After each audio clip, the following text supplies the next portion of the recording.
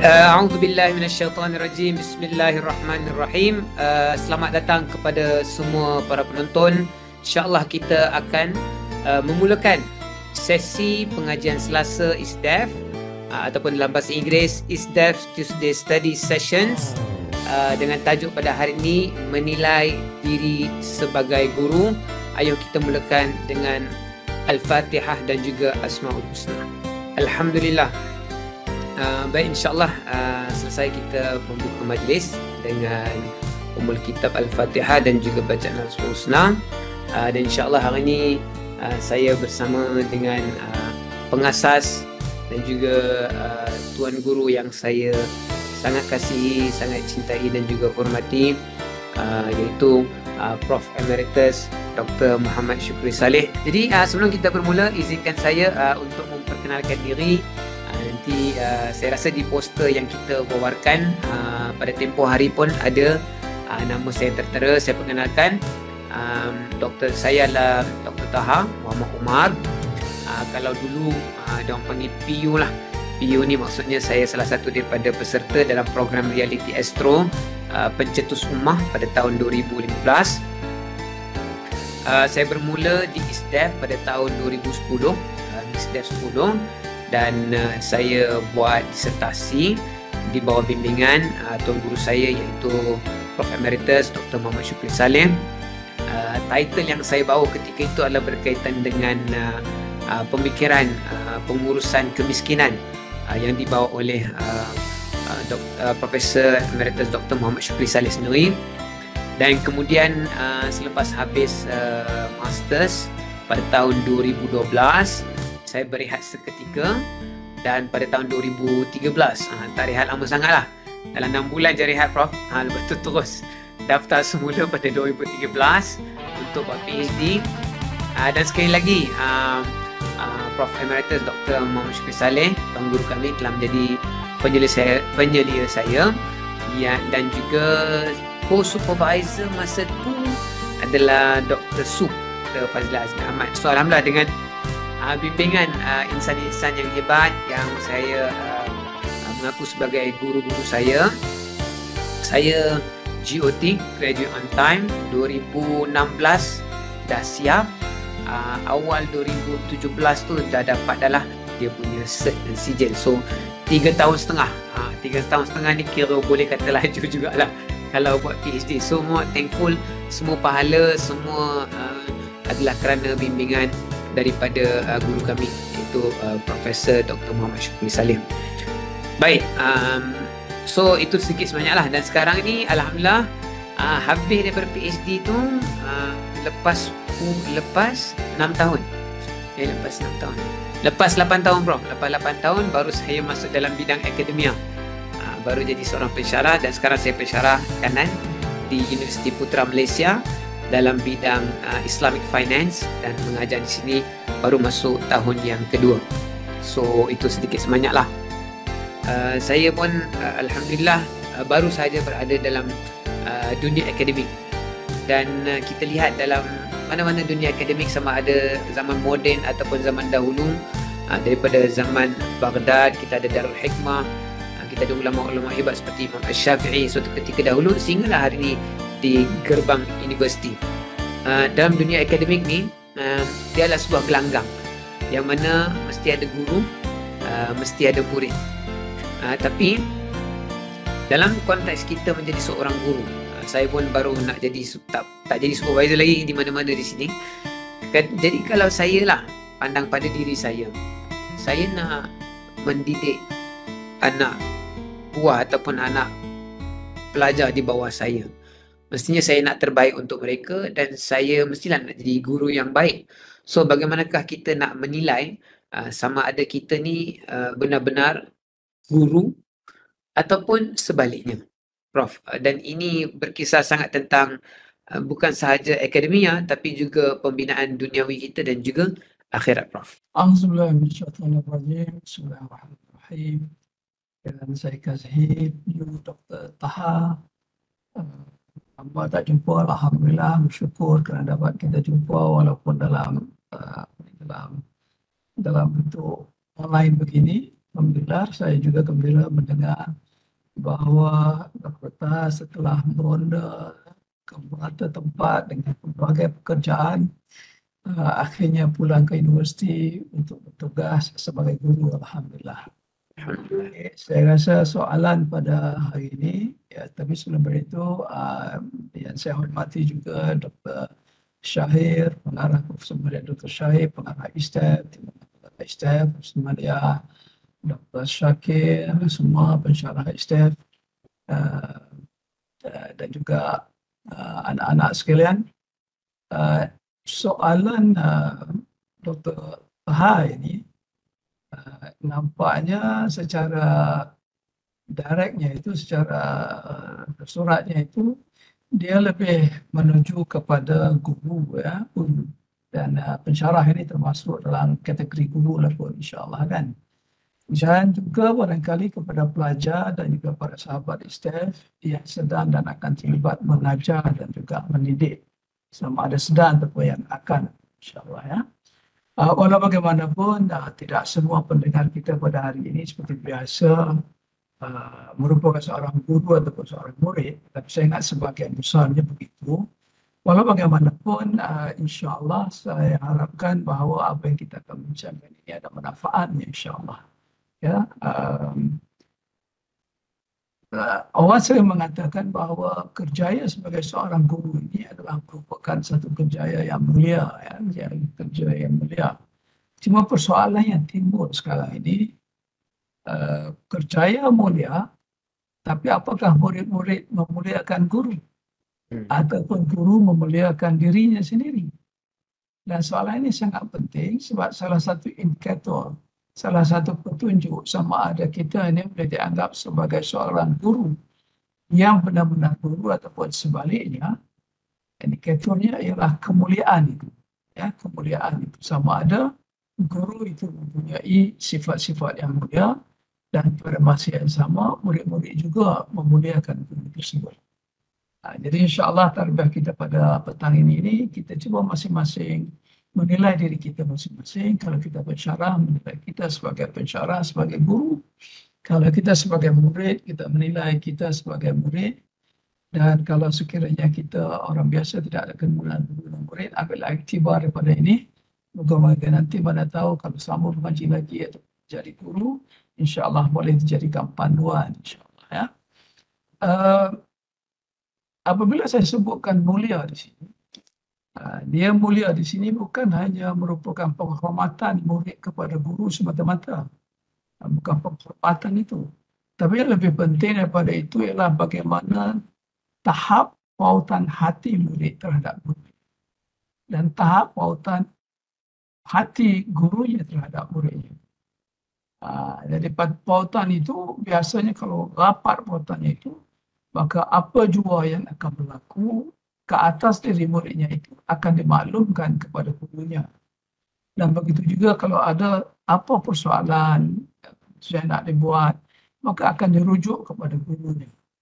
Pendek kata adalah apa juga aspek kehidupannya. Jadi dia sentiasa memaklumkan kepada gurunya dan merujuk kepada gurunya walaupun dia telah habis belajar seperti Dr. Taha ini, ya. InsyaAllah sentiasa berubah. Jadi artinya dia sentiasa memaklumkan kepada gurunya, sentiasa merujuk kepada gurunya, sama ada tentang kerjayanya, sama ada tentang perjuangannya, sama ada tentang kesihatannya, sama ada tentang perkahwinannya, sama ada tentang rumah tangganya, sama ada tentang kematian ahli keluarganya, sama ada tentang keputusan besar yang dia ambil dalam hidup dia dan keluarganya. Dan pendek kata dalam semua aspek kehidupan kecuali perkara-perkara yang sangat-sangat bersifat pribadi.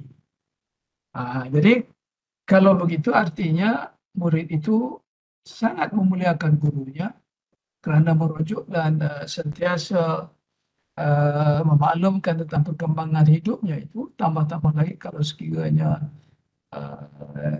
mereka itu adalah orang perjuangan. Pasti sekali walaupun sudah habis belajar, tapi kegiatan perjuangan itu menimbulkan pautan hati antara guru dengan murid.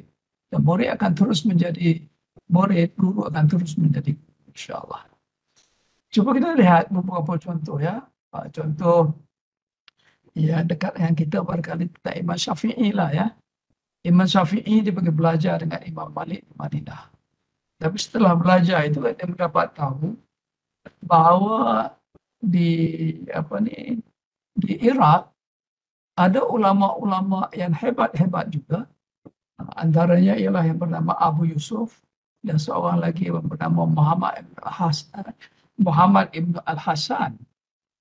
Ibn Al-Hasan. Kedua-dua ini mufti di Kufah dan juga mereka adalah merupakan murid kepada Imam Abu Hanifah. Jadi apabila Imam Syafi'i dah belajar lama dengan Imam Malik, kemudian mendengar ada ulama yang hebat di Iraq, maka Imam Malik tidak meninggal Imam Syafi'i tidak meninggalkan Imam Malik di Madinah untuk terus belajar di Iraq dengan Abu Yusuf dan juga Muhammad Ibn Hasan tanpa memaklumkan kepada Imam Malik. Jadi apa yang dilakukan oleh Imam Syafi'i ialah memaklumkan kepada Imam Malik bahawa dia berhasrat untuk menyambung pengajiannya di Iraq, terutama dengan ulama-ulama di sana, termasuk Abu Yusuf dan Muhammad Ibn Hasan. Dan dengan itu, maka Imam Syafi'i mendapat barakah daripada Imam Malik. Dan malah bukan itu saja, Imam Malik merestui hasrat Imam Syafi'i itu. Imam Malik menggalakkan Imam Syafi'i menyambung pengajiannya di Iraq. Imam Malik malah mendoakan kepada Imam Syafi'i. Imam Malik memberikan kata-kata perangsang dengan mengatakan ilmu itu adalah sangat penting, sentiasa dicari. Malah Imam Malik, walaupun dia dalam keadaan miskin, menyewakan unta untuk Imam Syafi'i naik untuk pergi ke Iraq. Jadi itu sokongan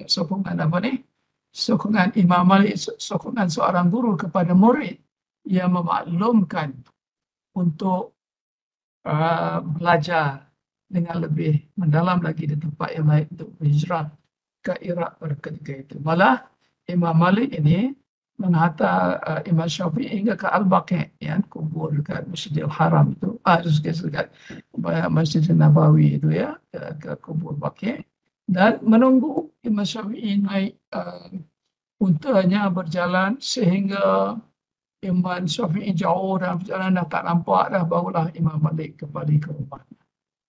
Begitu cintanya Imam Malik kepada Imam Syafi'i, sayangnya dia, dan oleh kerana dimaklumkan Imam Syafi'i mahu belajar dengan orang lain pula, maka Imam Malik merestui. Jadi sebagai seorang guru, kalau ada murid yang mahu belajar, mahu berhijrah ke tempat lain, silakan, dan patut disokong dengan sebaik mungkin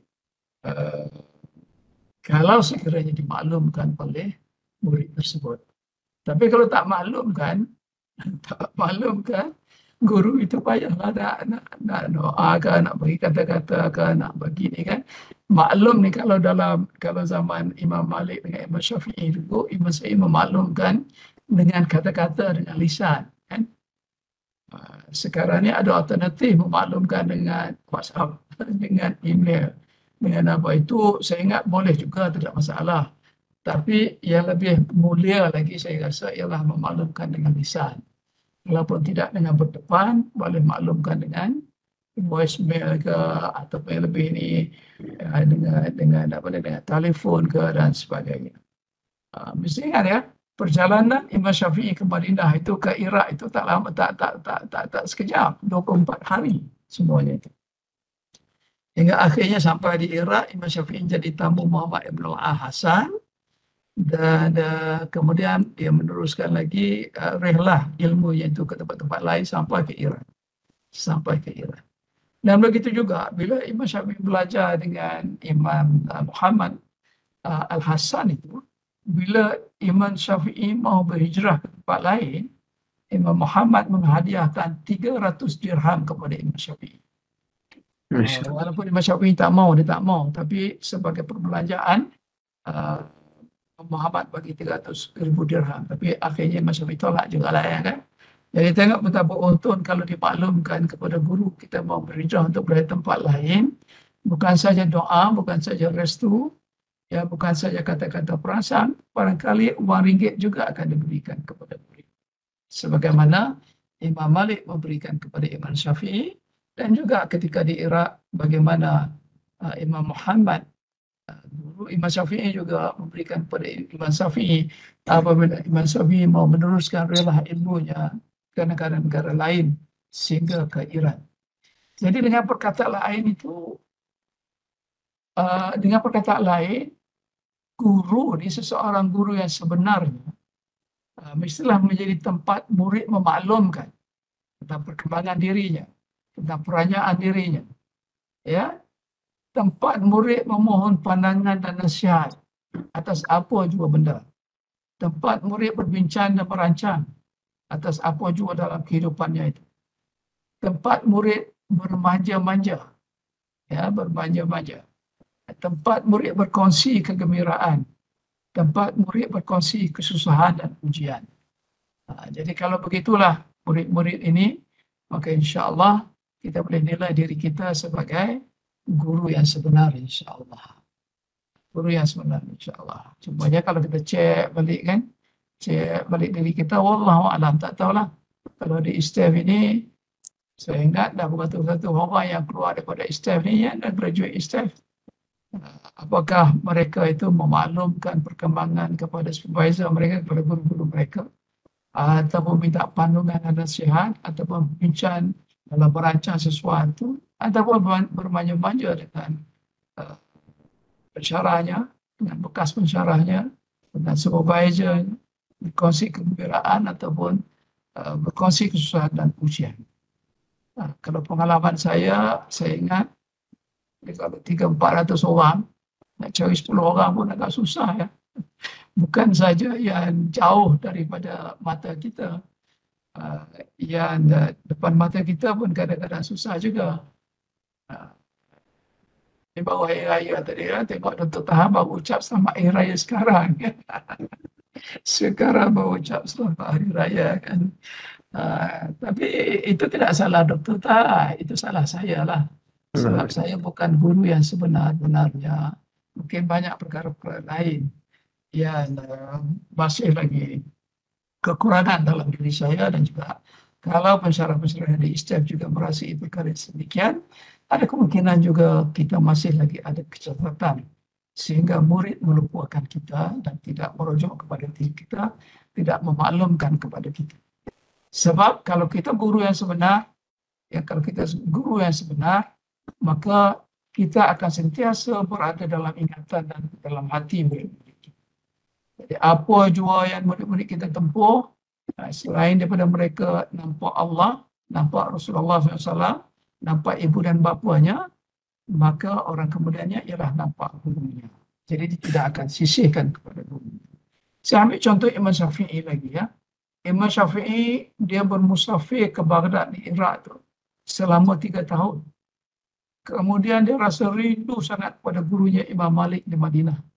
Kebetulan apabila dia bertanya, ada seorang yang bermusafir yang baru kembali kepada Madinah mengatakan bahawa Imam Malik sekarang sudah kaya. Jadi terkejut juga Imam Syafi'i. Kenapa dulu dia hidup dalam keadaan miskin, sekarang sudah kaya, hidup dalam kekayaan. Jadi Imam Syafi'i rindu sangat kepada Imam Malik ini, maka dia cuba berusaha untuk kembali bertemu dengan Imam Malik di Baghdad. Walaupun bukan Imam Malik di Madinah, walaupun Imam Syafi'i ini di Baghdad itu, dia ditawarkan dengan pelbagai jawatan.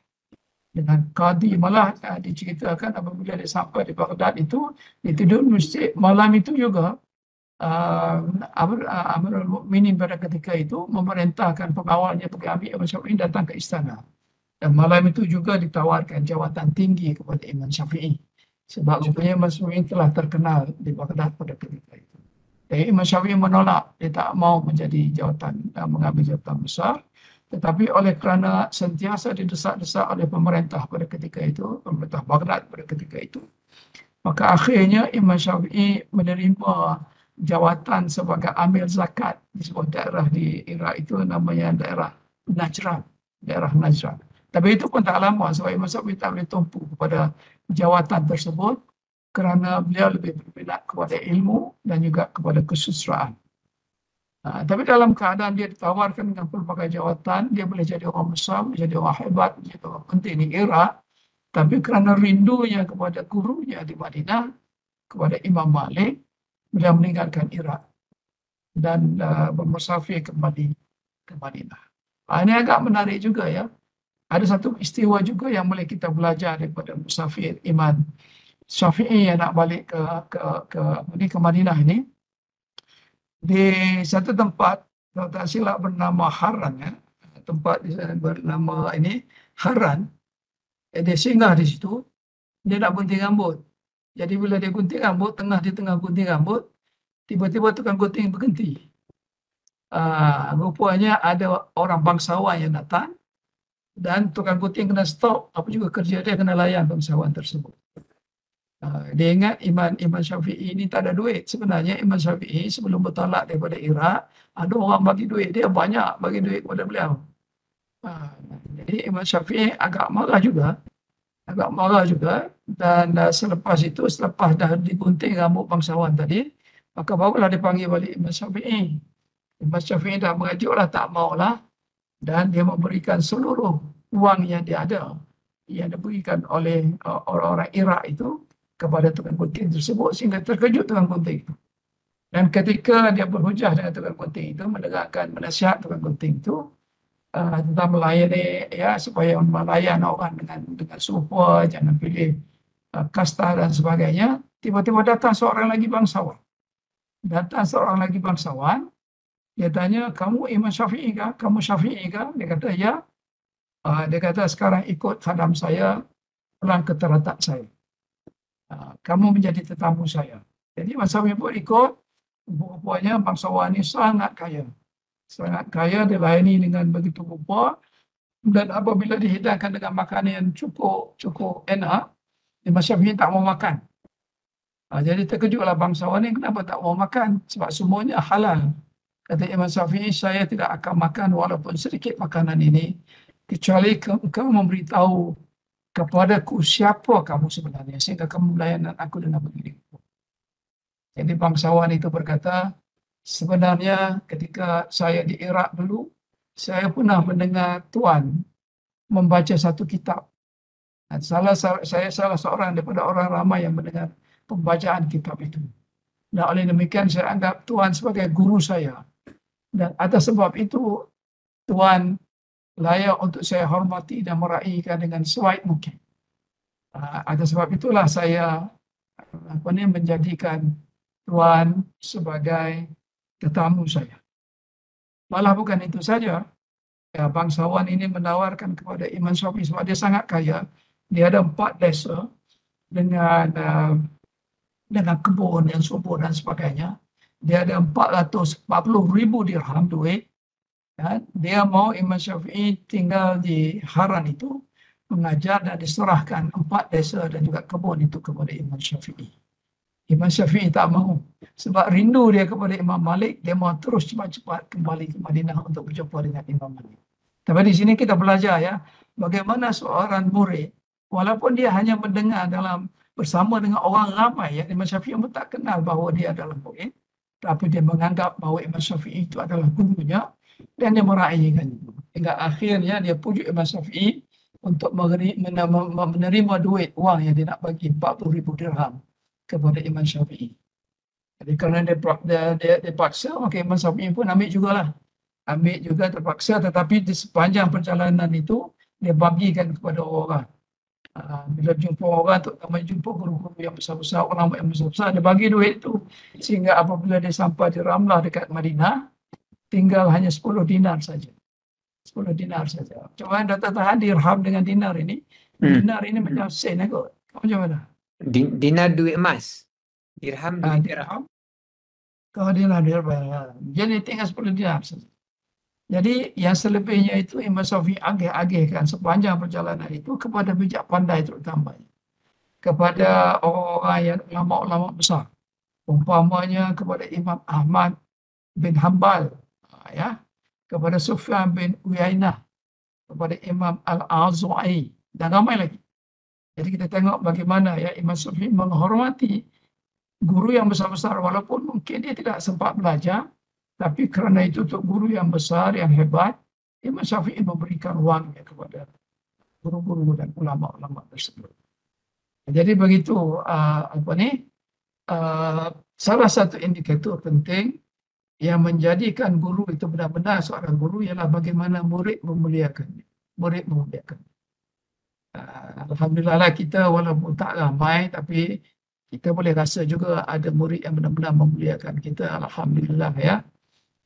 Alhamdulillah macam yang terbaru hari Ahad baru ni ke? Hari Ahad ke hari Sabtu ya. Ada majlis hari raya bersama dengan Asnaf di Masjid Sungai Nibong. Walaupun saya datang lambat, tetapi nampaknya murid-murid kita meraihkan saya dengan cukup baik sekali. Alhamdulillah. Dan ini bukan saja bagi makan sedap-sedap, tetapi juga bila saya nak ke surau, kasut saya diambil, dan kasut saya diambil dari tempat itu ke Dewan, ke surau, kemudian begitulah ya. Jadi saya pun terkejut juga menerima layanan sebegitu rupa. Dan saya mula terfikirlah, tambah lagi kebetulan saya sedang fikir-fikir bagaimana menilai seorang guru.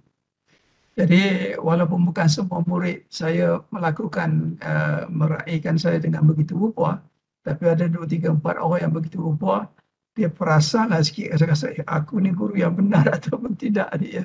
Aku ini benar-benar guru ataupun tidak. Jadi walaupun barangkali tidaklah sempurna benar-benar seorang guru, tapi kita harap insya-Allah adalah tempias-tempias sedikit-sedikit ciri tersebut insya-Allah, dan begitu juga dengan pensyarah-pensyarah lain insya-Allah. Alright, selain daripada indikator memuliakan itu, kemuliaan itu, ada lagi indikator yang lain. Tadi kita ambil contoh Imam Syafi'i ya. Sekarang kita ambil contoh contoh Ibn Khaldun pula. Ini pun banyak peristiwa yang agak menarik. Sebab dalam kes Ibn Khaldun ini kita boleh belajar bahawa guru yang benar-benar seorang guru itu apabila murid mengakui kehebatan dan pengaruh guru. Ya, kalau tadi memuliakan, tapi ini mengakui kehebatan dan juga pengaruh guru. Misalnya Ibn Khaldun, dia ada seorang guru yang dia sayang, cukup sayang, yang namanya Al-Abidi. Al-Abidi ini antara guru dia yang awal yang mengajar Ibn Khaldun tentang falsafah dan juga mantik, sama juga dengan natural science. Jadi Ibn Khaldun mengaji dengan Al-Abidi ini 3 benda. Satu ialah falsafah, yang kedua ialah mantik, yang ketiga ialah sains tabi'i. Jadi Ibn Khaldun cukup mengakui kehebatan Al-Abidi ini, sehingga Ibn Khaldun mengatakan bahawa Al-Abidi lah yang menjadi guru yang membentuk asas intelektual. Jadi kalau nak tengok roots intelektual Ibn Khaldun itu, bolehlah kita baca kitab Al-Abidi. Walaupun Al-Abidi ini tak terkenal sangat ya, yang terkenal Ibn Khaldun. Tetapi Ibn Khaldun menganggap Al-Abidi lah mencorakkan asas intelektualnya itu. Mereka Ibn Khaldun juga menganggap Al-Abidi ini sebagai orang yang paling berilmu pada zaman tersebut. Dan dalam menunjukkan penghormatan Ibn Khaldun kepada Al-Abidi ini, dalam penulisan-penulisannya, dalam karya-karyanya, Ibn Khaldun sentiasa memetik Al-Abidi ini. Tulisan-tulisan pemikiran Al-Abidi. Dia sentiasa memetik. Tidak payah dipaksa lah kan. Kalau sekarang ni cara paksa murid untuk petik tulisannya sebab nak naikkan citation kayak dalam Scopus atau dalam ISI kan. Tapi Ibn Khaldun ini tidak. Masa tu mana ada Scopus kan, masa mana ada ISI dan sebagainya itu. Jadi Ibn Khaldun dengan rela hati kerana mengiktiraf, mengakui kehebatan Al-Abidi itu, maka dalam karya Ibn Khaldun itu kita dapati banyak rujukan-rujukan kepada Al-Abidi ini. Walaupun setelah Ibn Khaldun menjadi lebih masyhur daripada Al-Abidi sendiri. Jadi walaupun dia masyhur, tapi dia tetap memetik. Banyak sekarang kan, Dr. Taha sudah masyhur. Seantara dunia, seantara Malaysia misalnya kan. sentiasa keluar dalam TV, sentiasa memberi ceramah beberapa tempat dan sebagainya itu. Awak dah tak awak lebih kenal Dr. Taha daripada Prof. Syukri kan. Tambah lagi dengan pensyarah-pensyarah lain. Tapi kerana mengakui kehebatan pensyarah-pensyarah di ISTEF dan juga mengakui ilmu pensyarah-pensyarah ISTEF dalam tulisan-tulisan Dr. Taha, dalam ucapan-ucapan, dalam syarah-syarahan dalam Dr. Taha, sentiasa merujuk kepada pensyarah-pensyarah di ISTEF. Gitu ya. Itu indikator bahawa pensyarah-pensyarah ISTEF itu adalah merupakan guru yang sedang mengaku. Kalau belum berlaku begitu, kalau belum berlaku, maknanya di ISTEF ini kita pensyarah-pensyarah kenalah sentiasa improve diri kita supaya dapat kita menjadi guru yang sedang mengaku. Malah Ibn Khaldun, kalau kita balik kepada Ibn Khaldun pula, Ibn Khaldun ini sangat menghormati Al-Bili ini kerana kepintaran Al-Bili, terutamanya, maksud saya ni Al-Bili dah habis. Sekarang kita tengok, tadi kita tengok bagaimana Ibn Khaldun menghormati gurunya kan. Sekarang kita tengok bagaimana murid-murid Ibn Khaldun menghormati Ibn Khaldun pula. Jadi muridnya menghormati Ibn. Sebab murid-murid Ibn Khaldun ini ramai. Dan murid-murid Ibn Khaldun ini sangat menghormati Ibn Khaldun kerana kepintaran Ibn Khaldun. Terutamanya seperti mana terselah dalam buku Muqaddimah. Dalam buku Muqaddimah Ibn Khaldun. Malah Ibn Khaldun ini bukan saja memandang Ibn Khaldun, murid-murid Ibn Khaldun ini bukan saja memandang Ibn Khaldun sebagai penyampai ilmu, tetapi sebagai mujadid, sebagai orang yang membawa pembaharuan dalam kehidupan. Orang yang membawa pembaharuan kepada kita. Kalau kita di ISTEF ini mungkinlah tak layak kita menjadi mujadid, tetapi kita sentiasa tekankan supaya kita sentiasa mengemukakan idea-idea baru, pemikiran-pemikiran baru. Walaupun pemikiran-pemikiran baru kita itu taklah sampai kita layak untuk diiktiraf sebagai mujadid, tetapi kalau kita nak ikut Ibn Khaldun itu kita berusaha. Paling tidak kita tidak bercakap tentang perkara yang stereotip, tidak bercakap perkara yang orang ramai cakap, tidak mengikut trend dengan begitu rupa sahaja, tetapi sentiasa berfikir dan memberikan pemikiran-pemikiran baru dalam diri akademik itu. Jadi sebab itu Ibn Khaldun dia dihormati oleh murid-muridnya dan memandangnya bukan saja Ibn Khaldun itu kan sampai ilmu saja, tetapi dia juga adalah orang yang membawa pemikiran-pemikiran baru di dalam bidang itu. Dan agak yang istimewa juga, ini agak interesting juga ya, murid-murid Ibn Khaldun ini sentiasa bersedia untuk bermusafir dengan Ibn Khaldun.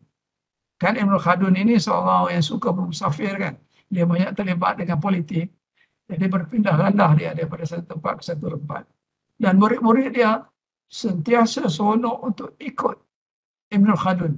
Untuk ikut Ibn Khaldun, ya, kerana mahu belajar dengan Ibn Khaldun. Kerana mahu duduk bersama dengan Ibn Khaldun dalam majlis-majlis Ibn Khaldun.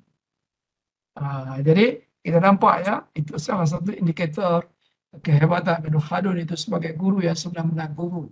Murid bersedia untuk ikut beliau. Macam kita cuba jugalah ya. Saya belum bagi tahu sebelum pada ini. Kita kan banyak musafir juga kan. Masa Dr. Taha dulu kita musafir. Bagi satu tempat kan. Bagi satu tempat. Sebenarnya nak ikut Ibn Khaldun juga. Nak ikut Ibn Khaldun. Nak tengoklah siapa yang bersedia untuk ikut. Siapa yang bersedia untuk tidak ikut. Ya, ada juga orang yang cari excuse. Ya excuse benar-benar macam tak ada wang dan sebagainya. Kita ikhtiar bagi duit kan. Tapi yang sengaja tak mau ikut. Itu kita fikir balik, aku ni bukanlah guru yang sebenar. Sebab orang merasakan walaupun bermusafir dengan kita, dia tak dapat ilmu baru. Tak dapat ilmu baru. Dan kebelakangan ini, tambah lagi, kalau macam saya yang tak jadi guru sepenuhnya ni, ya kadang-kadang ada juga ajak, ya, jom kita pergi ke sini. Ada yang bagi excuse macam-macam lah, sibuk lah, macam-macam lah. Dia tak mau ikut. Jadi saya tak marah pun kepada mereka. Bila nilai balik kepada ini, aku walaupun dah pencen, walaupun dah tua, rupanya belum menjadi guru yang sebenar-benarnya. Sebab murid-murid tak mau ikut pun aku. Ya, bukan semua mau ikut. Sedangkan Ibn Khaldun, dia ajak saja murid-murid yang sangat gembira untuk ikut Ibn Khaldun, Musafir. Jadi nilailah, saya tak tahulah orang lain ya.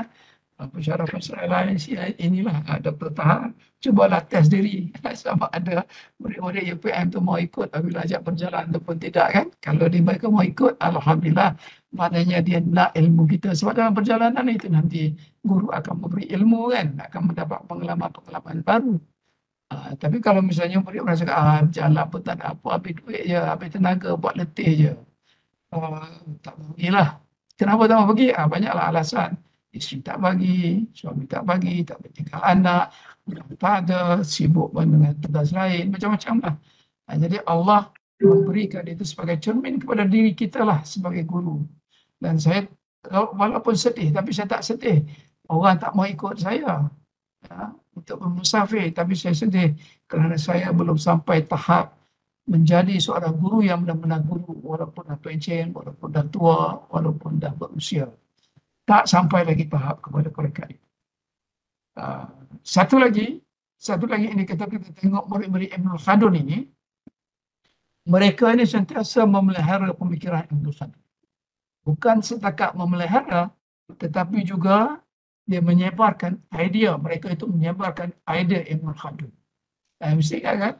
Kitab Muqaddimah Ibn Khaldun itu bukan dia tiba-tiba meletup jadi masyhur, tidak. Tambah-tambah lagi pada masa dulu bila tulis, bukan dia boleh cetak 1000 naskah edarkan seluruh dunia, tak. Jadi bila ini dia pelan-pelan orang tahu, dan salah satu cara yang sangat berkesannya yang ramai orang tahu ialah kerana murid-muridnya menyebarkan kitab tersebut, menyebarkan pemikiran Ibn Khaldun. Sehingga akhirnya Muqaddimah itu dari satu masa ke satu masa menjadi semakin terkenal. Dan juga sehingga sekarang lah kerja-kerja asas untuk memperkembangkan idea itu adalah bermula dengan murid-murid Ibn Khaldun sendiri.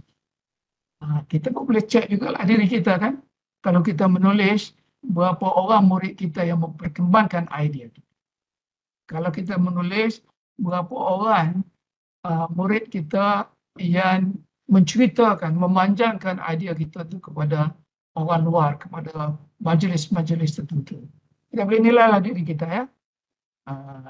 Kalau kita di ISTEM ni, kalau saya tengok, adalah seorang yang saya nampak yang sentiasa menulis, kembangkan idea saya ini, Profesor Madya Dato' Syukri lah. Banyak benda-benda yang dia tulis, yang dia bercakap dan sebagainya. Orang lain ada juga kot, tapi sikit-sikit lah, sikit-sikit. Walaupun petik pemikiran kita, tapi kadang-kadang orang lain baca, dia kata, tak, ini pemikiran Dr. Taha, bukan pemikiran Prof. Syukri. Sebab apa? Cara menulis itu tidak mengiktiraf penulis asalnya itu. Jadi tak apa, itu berlaku, kita tak marah pun. Sebab bila nilai balik, kesian diri aku, bukan kesian mereka. Sebab kalaulah kita benar-benar seorang guru, perkara-perkara yang sedemikian itu tidak berlaku secara automatik. Malah murid-murid kita secara otomatis akan berbangga untuk menyebarkan idea kita. Ya, akan seronok untuk menyebarkan idea kita. Kalau kita publish buku, akan seronok untuk menjual buku tersebut dan sebagainya itu. Jadi kita tak tahulah kan, dalam kalangan murid-murid kita tulis buku, berapa orang yang baca buku kita, wallahualam, kita tak tahu. Kecuali buku itu menjadi buku teks terpaksa tulis sebab takut keluar exam kan. Wallahualam, kita tak tahu ya. Jadi itu juga merupakan indikator ya. Bagaimana murid kita, setakat mana murid kita selain daripada ada pautan hati, selain daripada ini perkara-perkara lain juga menyebarkan minda kita, menyebarkan pemikiran kita, memperdalamkan pemikiran kita. Sehingga apa yang kita fikirkan itu menjadi masyhur untuk manfaat dan juga kebajikan umat Islam. Jadi itu jawapan soalan saya yang pertama ya, Dr. Taha. Barangkali Dr. Taha boleh ulas. Baik, terima kasih Prof. Banyak benda yang saya dapat daripada perkongsian Prof tadi. Itu baru satu soalan. Tunggu ini maybe Prof nak habiskan sampai terus kot kan? Oh, maksudnya baru satu soalan untuk bulan ni. InsyaAllah bulan depan insyaAllah kita sambung pada soalan-soalan yang terkumpul. Tapi Alhamdulillah, apa yang menarik, satu benda yang saya dari dulu saya selalu lihat ataupun apa yang saya amati berkaitan dengan Prof adalah satu perkataan yang saya rasa kalau sebagai kesimpulan adalah perjuangan. Perjuangan ni memerlukan satu sacrifice, pengorbanan yang besar, dan tak ramai orang yang datang ke universiti dengan niat untuk berjuang. Kalau daripada apa yang cerita-cerita yang Prof kongsikan tadi berkaitan dengan yang pertama Imam Asy-Syafi'i dan juga Imam Malik, kemudian bagaimana Imam Syafi'i pergi berguru pula dengan Imam Abu Yusuf dan juga Imam Muhammad bin Hasan. Itu kisah yang pertama. Yang kemudiannya kisah Ibn Khaldun dan juga gurunya Al-Abili. Kalau saya boleh nampak apa yang menyambung ataupun yang menjadikan hubungan guru dan juga anak muridnya kuat tu bila fikrah mereka sama dalam platform perjuangan.